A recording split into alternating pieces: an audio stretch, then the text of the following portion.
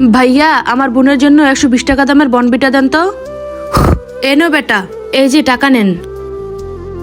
ভাইয়া এই ওষুধগুলো তাড়াতাড়ি দেন আমার মার জন্য। নে ভাই। কত টাকা হয়েছে ভাই? 300 টাকা হয়েছে ভাই। ভাইয়া আমার কাছে তো শুধু 200 টাকা আছে, আপনি বললে আমি পরে 100 টাকা দিয়ে যাবো। শালা তোর বাবার টাকা দোকান দিয়েছি, পুরো টাকা নিয়ে এসে তারপর ওষুধ নিয়ে যাবি। চল যা এখান থেকে। জানি না কোথা থেকে ভিখারি চলে আসছে। ভাইয়া প্লিজ ওষুধটা দিয়ে দাও, আমার মার অবস্থা খুবই খারাপ। এখান থেকে যাবি না মুখের মধ্যে জুতোর বাড়ি খাবি? ভাইয়া শোনো, নিচে থাকা সাদা বাটনে ক্লিক করে যারা সাবস্ক্রাইব করে দিবে তাদের মা বাবা যেন অনেকদিন বেঁচে থাকে, আর যারা যারা লাইক করে দিবে তাদের মনের আশা যেন পূরণ হয়। আমি দোয়া করে দিলাম। হ্যাঁ বেটা বল। ভাইয়া এটা ফিরিয়ে নিয়ে যাও আর 20 টাকা দামের বনবিটাটা দাও। এলাও বেটা, এই নেও তোমার 60 টাকা।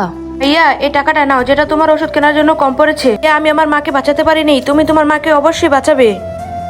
বড়লোক টাকা থেকে হয় না, মন থেকে হয়। বলে যাও কে বড়লোক আর কে গরিব, ছোট বাচ্চাটি না দোকানদারটি।